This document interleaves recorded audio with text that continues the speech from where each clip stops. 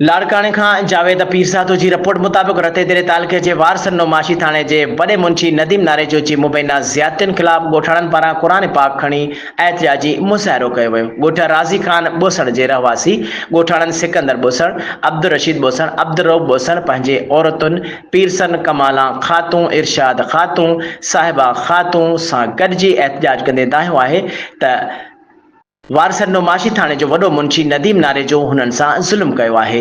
हुननि जे नौजवान मीर अहमद वलद नूर अहमद बोसण खे बेगुनाह गिरफ़्तार करे लाकअप कयो ऐं 2 लख रुपया रिश्वत घुरी 20,000 रुपया खणी वियासीं, पर हुन चयो त 2 लख रुपया पूरा ॾियो, पैसा न ॾियण जी सूरत में हुन गिरफ़्तार थियल नौजवान खे 2 किलो चर्स में चालान करे छॾियो आहे। बेगुनाह चर्स जो केस लॻायो आहे। हुननि चयो त नदीम नारेजो 20 सालनि खां वारस ॾिनो माशी थाणे ते लॻल आहे। बोसण बिरादरीअ सां हुन वॾियूं नाजाइज़ूं कयूं आहिनि। पाण सरियां बोसण शहर में जुआ जा अड्डा थो हलराए, उन्हनि खां भतो वठंदो आहे, पैसा खटंदा अथसि त खुटंदा अथसि त कंहिं बोसण खे गिरफ़्तार कंदो आहे, पैसा वठी छॾे ॾींदो आहे। हुननि DIG लाड़काणो SSP लाड़काणो खे अपील कंदे चयो आहे त ख़ुदा जे वास्ते इन मामले जो शफ़ाफ़ जांच कराई वञे ऐं वॾे मुंशी नदीम नारे जे ख़िलाफ़ कार्रवाई कई वञे।